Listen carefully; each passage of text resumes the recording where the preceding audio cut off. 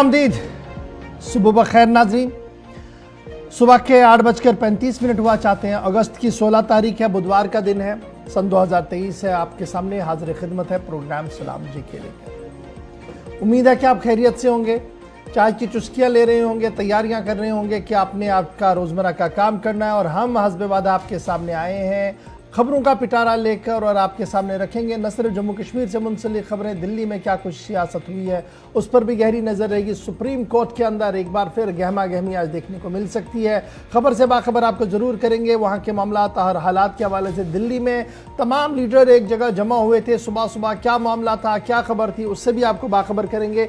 और competent auditor general ने सवाल उठाए हैं जम्मू कश्मीर के उस बड़े मंसूबे को लेकर जो मंसूबा हाथ में तो लिया गया है, जिस मंसूबे को पाए तकमील तक पहुंचाने के लिए जम्मू कश्मीर इंतजामिया कमर बस्ता है और उम्मीद लगा रही है कि ये एक ऐसी सन्नत के तौर पर दोबारा उभरेगी जो रियासत की नैया को पार लगा सकती है।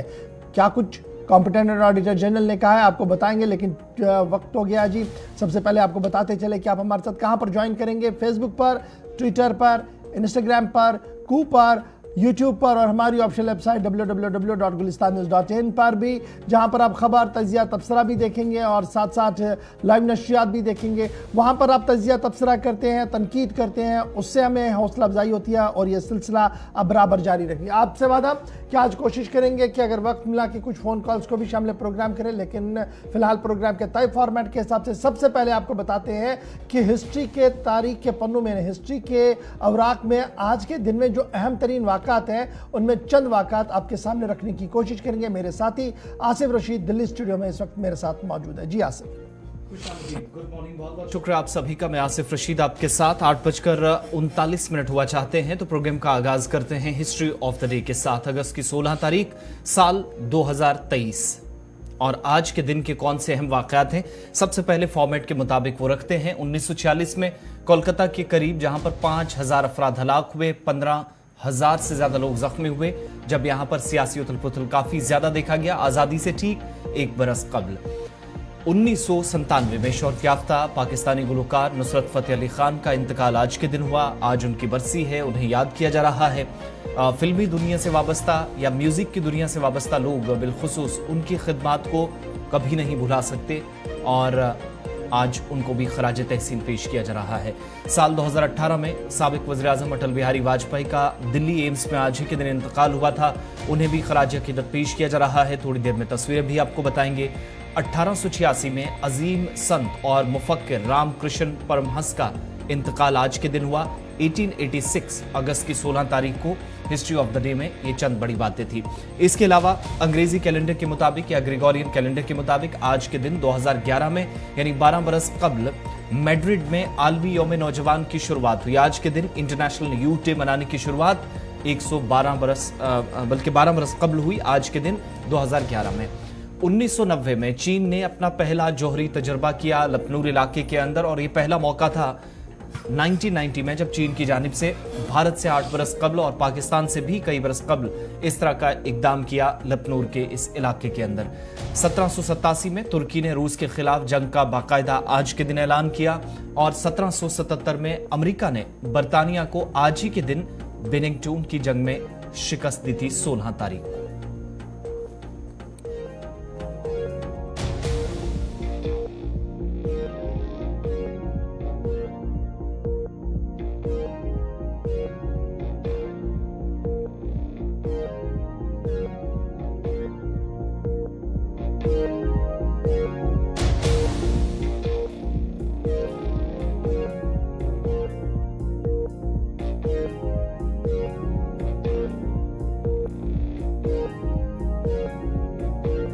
बढ़ते हैं जी आगे, बात जरा खबरों की करते हैं और सबसे पहले बात करते हैं जम्मू कश्मीर के उस बड़े शोबे की जिसको सयाहत का शोबा कहा जाता है। सन 1996 के हुकूमत के मर्ज वजूद में आने के बाद, यानी शोरिश के बाद जब दोबारा अवामी हुकूमत बनी सन 1996 में, तो उस वक्त ही फारूक अब्दुल्ला की टॉप मोस्ट प्रायोरिटी सयाहत रही, टूरिज्म रही।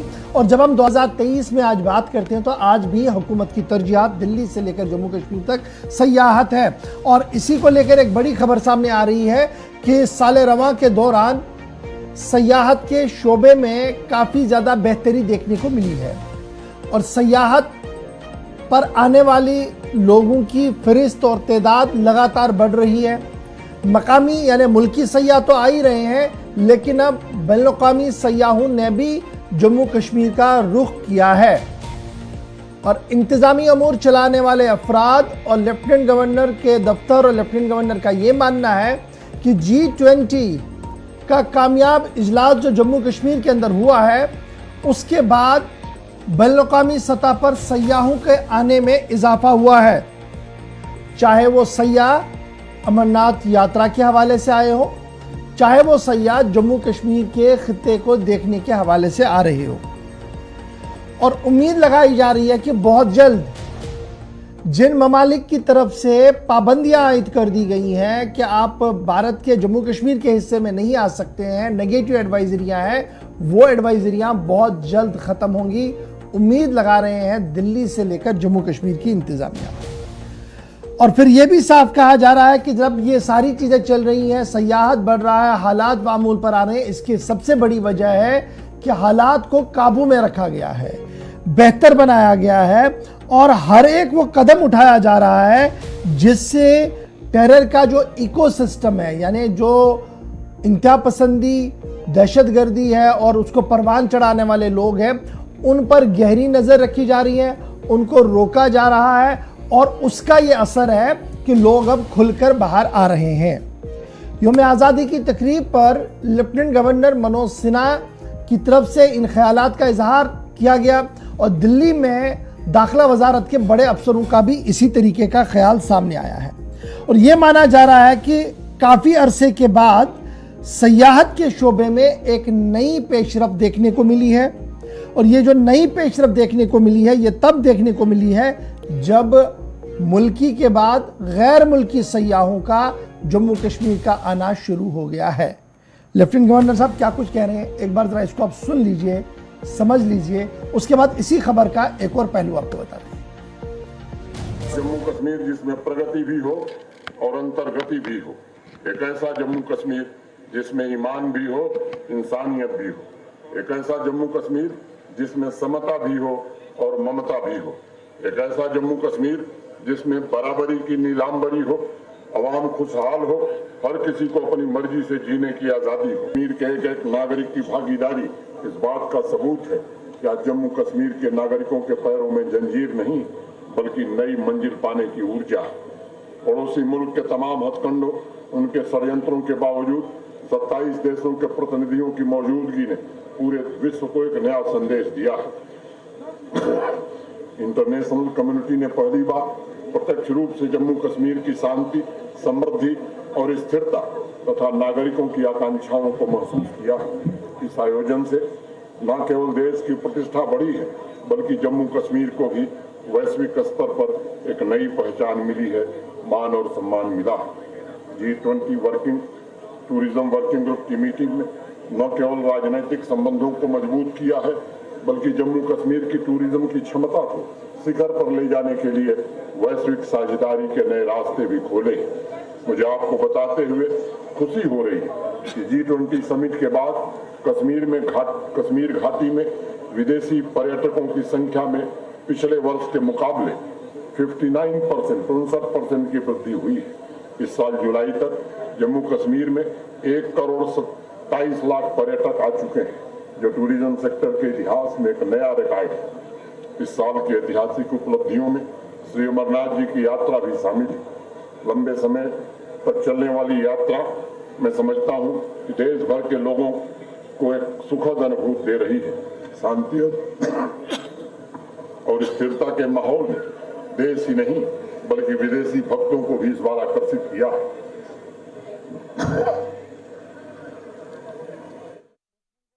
सिन्हा साहब का आप सुन रहे थे कि हज़ारों की तादाद में सयाह आ रहे हैं, हालात बदल रहे हैं, वाक़ात बेहतर हो रहे हैं और इन हालात वाक़ात के बीच आने वाले दिनों में मज़ीद बेहतरी के आसार भी हैं। ये तो सयाहत का एक चैप्टर है जो सरकारी तौर पर कहा गया। अब सरकार का एक और मौक़िफ़ भी है और ये सरकार का मौक़िफ़ पार्लियामेंट के इजलास के दौरान सामने आया है, क्योंकि एक वो बही खाता सामने आया जिसे कॉम्पिटेंट एंड ऑडिटर जनरल की रिपोर्ट कहते हैं। CAG की रिपोर्ट कहते हैं या कैग की रिपोर्ट कहते हैं। ये वो रिपोर्ट होती है जहां पर लेखा जोखा पेश किया जाता है, हिसाब किताब पेश किया जाता है, स्कीमों का ऑपरेशन किया जाता है और बताया जाता है कि किस तरीके से मामला जो है वो चल रहे हैं। CAG के मामले पर जो खबर सामने आ रही है वो बड़ी इंपॉर्टेंट और दिलचस्प है, क्योंकि कॉम्पिटेंट एंड ऑडिटर जनरल की रिपोर्ट में जम्मू कश्मीर इंतजामिया पर सवाल उठे हैं। और कॉम्पिटेंट एंड ऑडिटर जनरल की जो रिपोर्ट है जिस पर सवाल उठाए गए हैं वो सयाहत शोबे पर उठे हैं। और ये कहा गया कि सयाहत शोबे के अंदर जो पैसा दिया गया, जो काम किया गया, उसका बराह रास्त फायदा न तो सयाहों को मिल रहा है और न ही सयाहती महकमा इसका फायदा उठा पा रहा है। कॉम्पिटेंट एंड ऑडिटर जनरल की रिपोर्ट इस बात की वजाहत कर रहा है कि SKICC में और सेंचुर होटल श्रीनगर के अंदर जो की फैसिलिटियां बनाई गई, यानी जो बुनियादी ढांचा उस्तवार किया गया, बेहतर बनाया गया, इसलिए कि सयाह उसका फायदा उठा पाए। जिस तरीके की कदगने वहां पर लगती हैं, जिस तरीके की रेस्ट्रिक्शंस वहां पर है, उससे बराह रास्त फायदा सयाहों को नहीं मिल रहा है। ये मोटी लाइन लिखी है जी कैग ने। इसके बाद कैग क्या कह रहा है सयाहत के हवाले से, क्योंकि बात सयाहत से मैंने आज इसलिए शुरू की, सबकी नजरें इस पर है। कहा गया कि फैसिलिटीज जो बनाई गई स्वदेश दर्शन स्कीम SDS के तहत वो प्रॉपरली यूटिलाइज नहीं हो पा रही है। पैसा आया, स्कीम को मुतारुफ कराया गया, इंफ्रास्ट्रक्चर डेवलप किया गया सिर्फ इसलिए कि सयाहों का अट्रैक्शन बढ़े, शाम और सुबह सयाह ज़्यादा से ज़्यादा शहर के अंदर रहे, वो इस्तेमाल ही नहीं हो रही है। ये कॉम्पिटेंट ऑडिटर जनरल साहब का मानना है।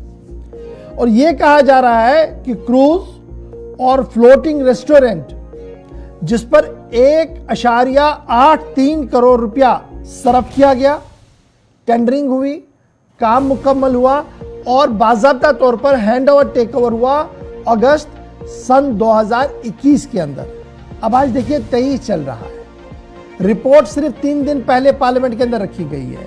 इसका मतलब लेखा जोखा जो है वो जून तक का होगा सरकार के पास, या उससे पहले 1 महीने तक, फरवरी मार्च तक का भी हो सकता है, यानी मार्च तक भी ये पूरा प्रॉपर चैनलाइज नहीं हो पाया। अगस्त 2021 में हैंडओवर हुआ, क्रूज कम फ्लोटिंग रेस्टोरेंट जो कंप्लीट टेंडरिंग प्रोसेस हुआ, मुकम्मल हुआ 1.83 करोड़ रुपए से, लेकिन उसका कोई फायदा सयाहों को नहीं मिला और ना ही कोई फायदा सयाहती महकमे को इस पर मिला है।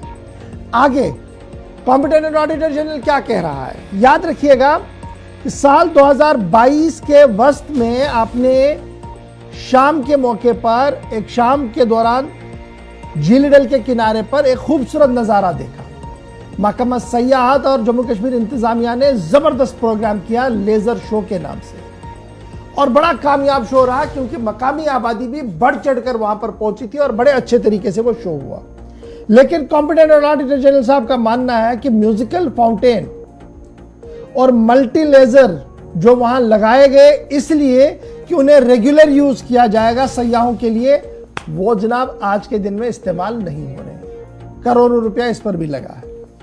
कॉम्पिटेंट ऑडिटर जनरल साहब का यह मानना है कि स्वदेश दर्शन के तहत जो स्कीमों का मुतारिफ कराया गया इसलिए कि सयाहत और सयाहों को फायदा मिले, रागिब हो जाए, वो ज़्यादा से ज़्यादा काम हो सके, लेकिन जम्मू कश्मीर टूरिज्म डिपार्टमेंट अगस्त 2021 को हैंड ओवर करने के बावजूद भी क्रूज कम रेस्टोरेंट काम नहीं कर पा रहा है। कॉम्पिटेंट ऑडिटर जनरल साहब मान रहे हैं, मुझे उम्मीद है कि आज डिपार्टमेंट की तरफ से भी वजाहत आएगी इस पूरे मामले पर कि कॉम्पिटेंट ऑडिटर जनरल साहब की रिपोर्ट सही है नहीं है। बहरहाल हमने जब ग्राउंड पर चेक किया था हमें कहीं पर वो चीज़ें दिखी नहीं है।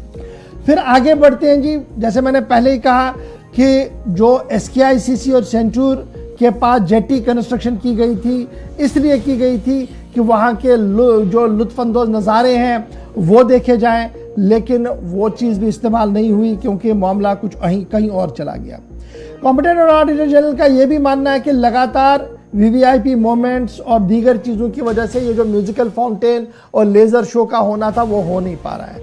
अगर हमें पता था कि यहाँ पर नहीं होता है, कहीं और जगह कर देते, मसलन झील के इस किनारे पे नहीं और किसी किनारे पे कर लेते, निगीन के पास कर लेते जहाँ पर VVIP मोमेंट कम होती है। अगर यहाँ नहीं वोलर में कर देते, वहाँ पर एक और नई चीज़ आपको मिलने को मिलती, लेकिन न जाने क्यों ये सारी चीज़ें हाथ में ली गई हैं, जिसके बाद सवाल उठ रहे हैं। कैफ्टेरिया और दीगर चीज़ों को लेकर भी सवाल उठाए गए हैं और ये कहा गया है कि मरकजी हुकूमत की मुआवनतें फाइनेंशियली आई हैं, इंफ्रास्ट्रक्चर को डेवलप भी किया गया, लेकिन उसका फ़ायदा जो रिटर्न में आना चाहिए था सयाहत को, टूरिज्म को, वो मिलता हुआ नज़र नहीं आ रहा है। कॉम्पिटेंट ऑडिटर जनरल साहब की रिपोर्ट ये एक तरफ से है। अब आप दूसरी तरफ से देखिएगा, हम एक्सपेक्ट कर रहे हैं high and tourist, foreign tourist आए, लेकिन फॉरेन टूरिस्ट के आने के लिए जो हमारे पास इंफ्रास्ट्रक्चर डेवलप होना चाहिए, चाहे वो गुलमर्ग की बात करें, पटनी टॉप की बात करें, सनानसर की बात करें, मानसर की बात करें, या फिर कश्मीर सूबे के कहीं भी इलाके की बात करें, क्या वो इंफ्रास्ट्रक्चर पिछले 10 साल 15 साल में बन पाया है? नहीं हो पाया। और फिर जिसको लेकर कल से हम ज़्यादा सुन रहे हैं कि जनाब अब नाइट लाइफ बड़ी तेज़ हो रही है, क्या वो नाइट लाइफ अरेंजमेंट्स हम कर पा रहे हैं?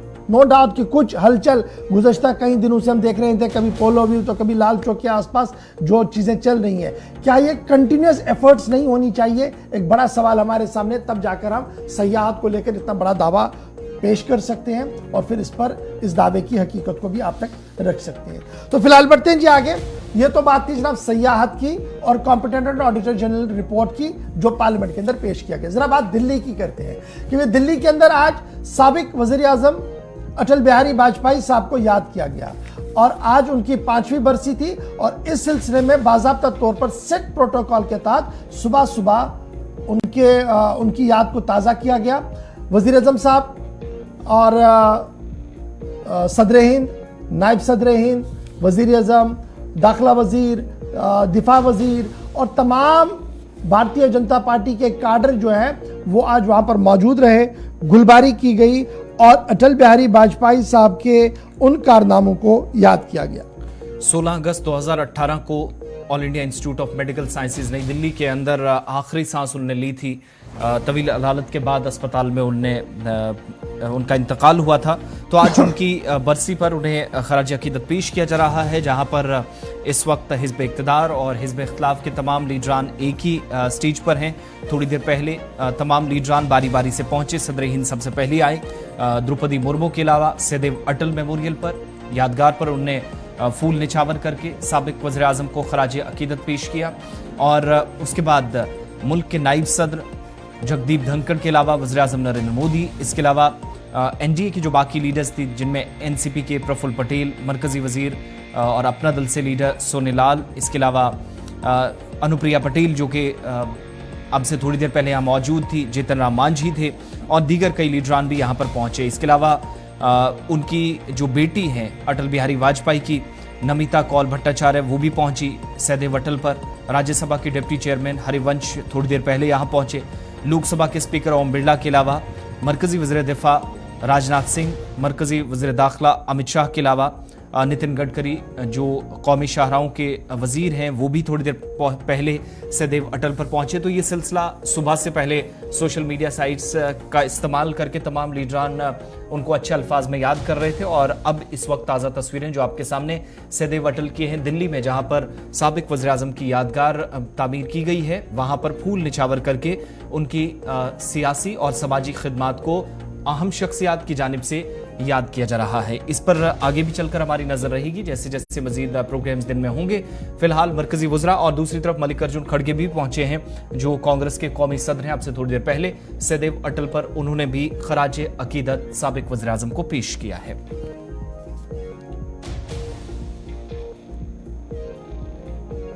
चाहिए